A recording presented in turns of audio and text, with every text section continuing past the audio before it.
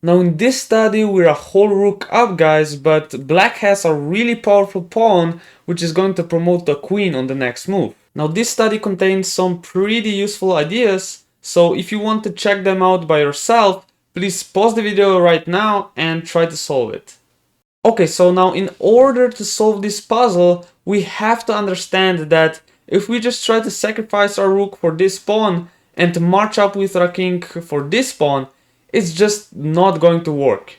Because if we play something like king to d3, let's say, after he promotes to a queen, we give him a check, of course, and just take the queen.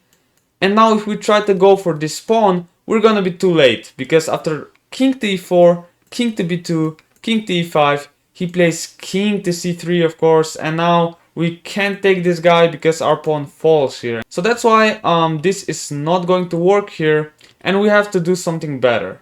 Now here you came to an idea to try to just checkmate the opponent's king and play king to c3, just allowing black to promote to a queen, because then we're going to play king to b3 now, and we're basically threatening mate on h1. And what is black going to do? He doesn't have any checks here to, continue the game, because we can just take it with the rook. Our rook controls the whole rank here. So that's why he has to do something else. Like I said, if he takes the pawn, just rook to h1, this is checkmate. But unfortunately for white, black has a saving move here, and this is queen all the way to a8. The point, of course, is that the queen now controls this h1 square, and we can't checkmate the opponent's king because the queen is just going to take the rook. So here, black is, of course, winning after this. So that's why this also doesn't work, but it's a nice try though.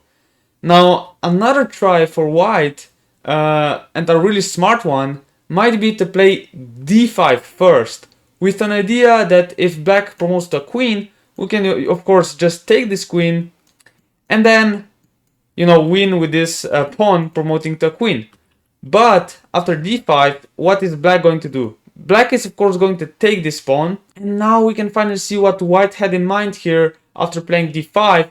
The plan was to play king to c3 again, and after a check with the queen, king to b3 now, and black doesn't have queen to a8 here, because this pawn here is blocking the queen, and we can just checkmate the opponent's king. Now this is a really beautiful idea, guys, but unfortunately it doesn't work. if you thought this was a solution, it actually doesn't work, because here what black does is black checks us, and after king to b3, now he promotes to a knight and he gives us a check, so we don't have the time to checkmate the opponent's king. And this is really a problem now, because once we move away with our king, well, he's just going to play knight here, and we're not going to be able to win this game, because a knight can defend against the rook. For example, king here, we just give this king a check, and after he takes, knight f3, and the rook is lost. There's no way of winning this position with the rook against the knight, especially with an extra pawn here. So that's why this nice d5 idea actually doesn't work in this case, and we have to find something better. Now the winning move here, guys, is actually rook to h1 check, and after king to b2. If you found this before, then congratulations, because it's a really nice move. The move is rook to a1. It seems like a big blunder, of course, because we're just giving our rook away in one move. But if he takes it, the idea is, of course, to play king to c2. We block this king in here, and it's not a stalemate, of course, because he also has another pawn here that he has to use now. And he will, of course, play it one square further. And we, of course, don't take it because this is a stalemate now. But we go past this pawn, of course. And we're going to promote faster than black is, and that's the whole idea here.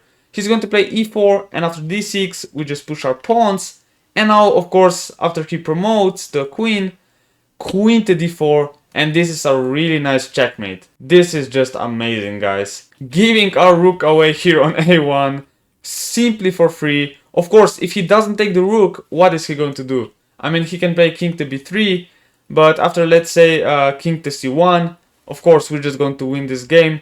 If he goes for this pawn, we just take this guy, and we're simply going to stop this pawn with our rook. So guys, if you enjoy puzzles like this or just educational chess content, I would really recommend you to watch more of my videos because I think they're very useful. So yeah, that's it for today guys, and I'll see you in the next video.